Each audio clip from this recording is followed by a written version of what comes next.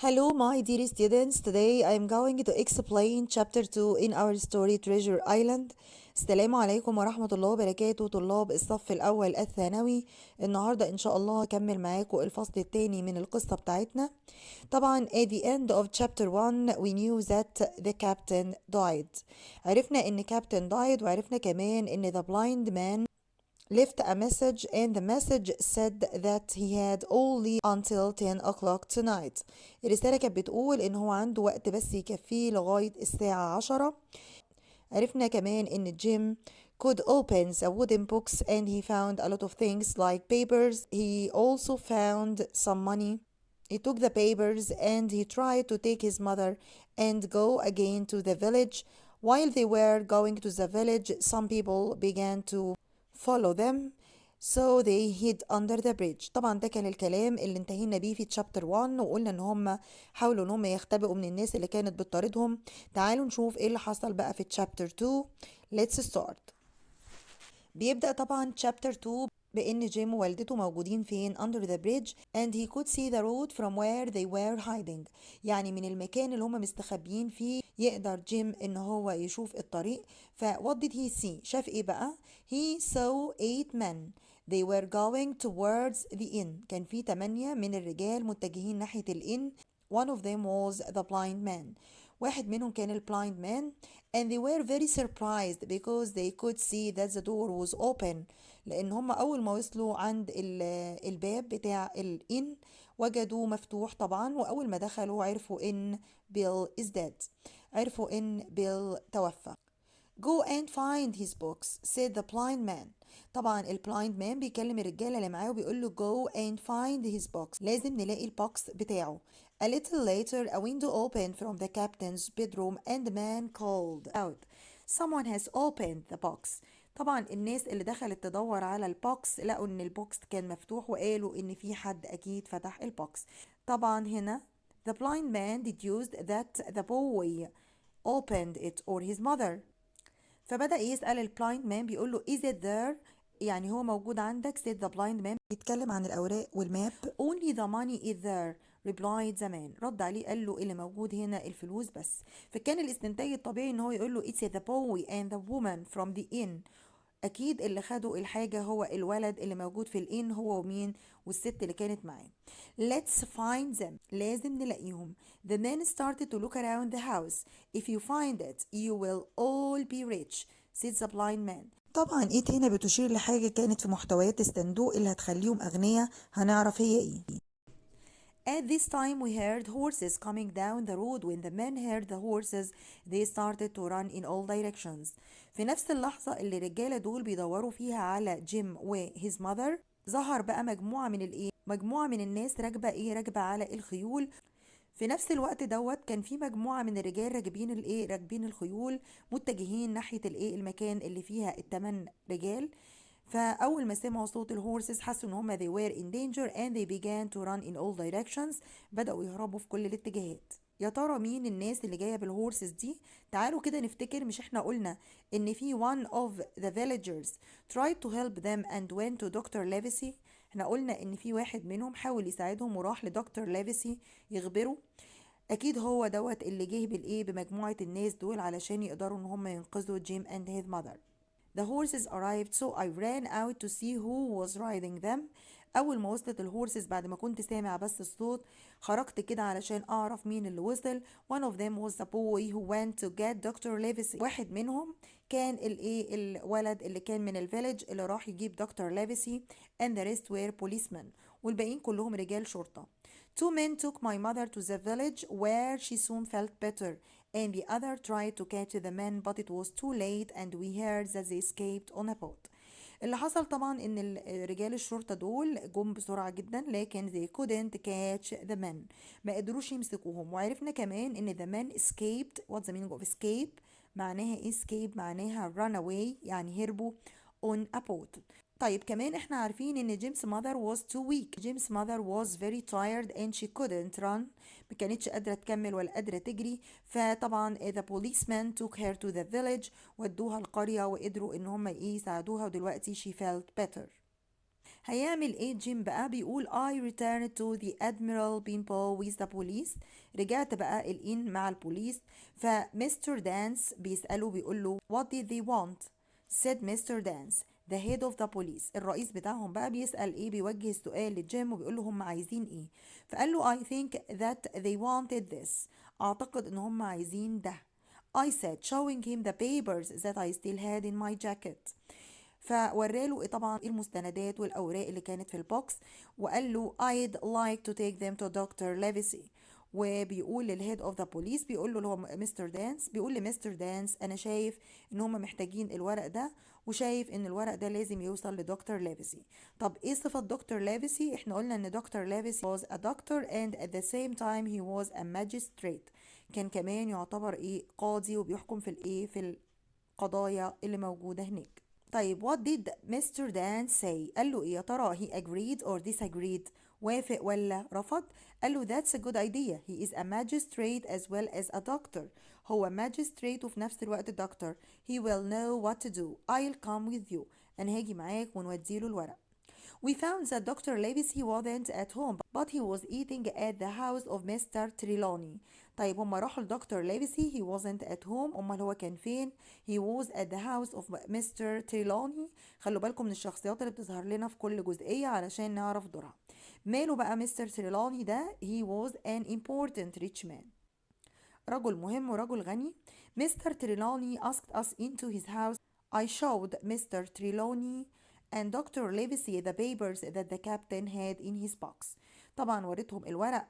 تعالوا نشوف دكتور ليفيسي هيقول ايه. بيقول له I think this might be a clue as to where Flint buried his treasure. بيقول له انا شايف ان الورق ده هيكون الكلو. ونركز على الكلمات المهمة عندي. كلمة كلو اللي هو ايه؟ اللي هو مفتاح لحل لغز او قضية. وبيقول له ان دوت اللي هيفسر لنا فين فلينت اخفى الكنز بتاعه. يبقى عندنا شخصية تاني اسمها فلينت. و what did Flint do؟ he buried his treasure. هو دفن الكنز بتاعه. هيرد عليه مستر تريلوني وبيقول له that's why those men were not interested in the money. وده اللي خلى الناس دول ما يتجهوش الى ان هم ياخدوا الفلوس، ولكن كل همهم كانت البيبرز. why؟ to know the place of the treasure. لانهم عايزين يعرفوا مكان التريجر اللي هو الايه، الكنز. Agreed Mr. Trelawney. If you are right, we should take the next boat from Bristol and go and find the treasure ourselves. ولو كلامك ده صح يبقى احنا لازم كمان ناخد قارب from Bristol and go and find the treasure ourselves. ونروح ونحاول نلاقي الكنز بنفسنا. دكتور ليفيسي رد قال له if Jim here agrees we should look at these papers now. لو جيم موافق احنا ممكن كمان نبص على الايه، المستندات والاوراق دي دلوقتي. The doctor looked at the papers. Some of them seemed to describe the ships that the captain and his men had robbed of money. طيب الورق ده بيوضح ايه؟ ونركز كده على الفيرب seem. زي ما احنا شايفين seem بيجي وراه adjective، ممكن يجي وراه صفة، ممكن يجي وراه to والمصدر. seem بمعنى يبدو. طبعا دكتور ليفيسي بدأ يعمل ايه؟ examine the papers. واول ما شاف البيبرز ديت قال حاجة مهمة جدا. قال some of the papers seem to describe the ships that the captain and his men had robbed of money. الورق ده بيوضح السفن اللي قام كابتن والمجموعة من الرجال دول بالسطو عليها واخدوا الفلوس اللي كانت عليها. Then we looked at the other papers and saw a map. من ضمن الورق ده كان فيه ماب. الماب يعني خريطة، بس خريطة دي لإيه بالظبط؟ it was a map of an island. هي خريطة لجزيرة. with a big cross زي ما احنا شايفين في الصورة، عليها علامة الكروس اللي هي علامة الاكس دي. on it next to the words. جنب الكلام في علامة اكس. تمام. مكتوب ايه بقى؟ most of treasure here. معظم الكنز في المنطقة دي. مستر تريلوني بدأ يتكلم مع دكتور ليفيسي. بيقول له دكتور ليفيسي we should go to Bristol tomorrow. in a few days في خلال أيام قليلة we will find the best ship in England. هنتحرك من بريستول وهنقدر في خلال كام يوم نلاقي سفينة كويسة تقدر ان هي ايه، تتولى معانا المهمة دي. جيم هاوكنز here can come as our ship's boy. ويبقى معانا جيم وهو يعتبر بالنسبة لنا الايه، الولد اللي هو ايه، يعني بيرعى السفينة او بيشتغل على السفينة. you can be the ship's doctor. هيبقى معانا انت الدكتور بتاعنا، وكمان الولد اللي هو جيم هيبقى موجود معانا ويساعدنا. فرد دكتور ليفيسي وقال له I agree but those men who tried to find the map will now be looking for us. لازم يحطوا في اعتبارهم something important that these men now are trying to find them. لازم يكونوا عارفين ان الناس دول مش هيسيبوهم وبيحاولوا يوصلوا لهم لانهم محتاجين papers to find the treasure. بيكمل دكتور ليفيسي وبيقول we are not safe anymore. احنا كده ما بقيناش في امان. we must not tell anyone else what we know. والمفروض اللي احنا عرفناه ده محدش يعرفه. تمام. It took us longer when we thought to be ready to leave England. علشان يجهزوا ويروحوا انجلاند، يا ترى دوت خد منهم took a short time or a long time؟ لا، خد منهم وقت طويل. While Mr. Trelawney prepared for the journey in Bristol. مستر تريلوني راح يجهز للرحلة في بريستول. طب ويا ترى جيم في الوقت ده كان فين؟ He stayed at Mr. Trelawney's house with his servant Redros. يبقى معنى كده ان مستر تريلوني راح بريستول علشان يجهز للرحلة، لكن جيم هوكنز كان منتظر في بيت مستر تريلوني مع السيرفنت بتاعه اللي هو اسمه ريدروس. and spent hours studying the map. ودايما كنا قاعدين بندرس الخريطة. thinking about the treasure that we might find. وبنفكر في الكنز اللي هنلاقيه. one day a letter was sent to me from Mr. Trelawney. It said that a good man called Blandly had a ship called Hispaniola. بيقول له ان في واحد له سفينة اسمها هيسبانيولا هتكون معانا في الرحلة. تريلوني said that he had found a crew ready to work on it. ومش بس كده، كمان هو كمان قدر ان هو يلاقي workers هيكونوا موجودين معاهم على السفينة اللي هم الكرو of the ship اللي هم طاقم السفينة. The crew included a man called Long John Silver. نركز في الأسامي. الكرو اللي هيبقى موجود على السفينة في رحلة البحث عن الكنز هيكون الكرو ده بيشمل مين؟ تعالوا نشوف. بيقول the crew included a man called Long John Silver. تمام. أول واحد عندنا من الشخصيات اللي هتبقى على السفينة لونج جون سيلفر. مين بقى لونج جون سيلفر؟ who had lost a leg but he was a good cook. الراجل ده طباخ كويس جدا لأن الرحلة هتستغرق منهم وقت طويل، بس هو طبعا كان عنده إصابة في رجله and he lost one of his legs. Silver also knew other men who would join us. الراجل ده يقدر يجيب مجموعة معاه. Trelawney said that everyone was excited by the thought of the treasure. وطبعا دي غلطة كبيرة وقع فيها مين؟ مستر تريلوني. اتفقوا ان هم مش هيقولوا لحد على الحاجات اللي هم عرفوها، ولكن هو قال لهم وقال للكرو اللي هيبقى موجود على السفينة، وبيقول ان هم they were very excited by the thought of the treasure. الموضوع طبعا كان مخليهم متحمسين جدا، لكن جيم بيقول I was surprised by this as I thought we had to keep the news of the treasure secret. طبعا استغرب جدا جيم لان هم متفقين ان ده سر. I was very excited by the thought of the journey and I went to say goodbye to my mother. طبعا جيم بيقول أنا كمان كنت متحمس جدا للرحلة، رحت أودع أمي. وطبعا احنا عارفين ان هي موجودة فين دلوقتي. هي كانت موجودة في الفيلج، ولكن هي حاليا at the Admiral Benbow Inn. I was very sad to leave her the next day. كنت زعلان جدا ان انا هتركها. when I traveled to Bristol with Redros. طبعا ريدروس دوت اللي هو الخادم بتاع مستر تريلوني. راح مع مين؟ راح مع جيم. We had just one night in the city before we were going to sail. وكان قدامنا ليلة واحدة بس قبل ما نبتدي الإبحار. بكده يكون خلص chapter 2. زي ما احنا متعودين ان احنا عندنا main vocabulary، عندنا بعض الكلمات مهمة جدا لازم نركز عليها. عندي كلمة clue اللي هو ايه بقى الكلو دوت اللي هو حل للغز. طبعا انا عندي هنا exercise ممكن اعمل complete the sentence with these words from the story. اقدر اضيف الكلمات دي للجمل وتديني معنى مناسب.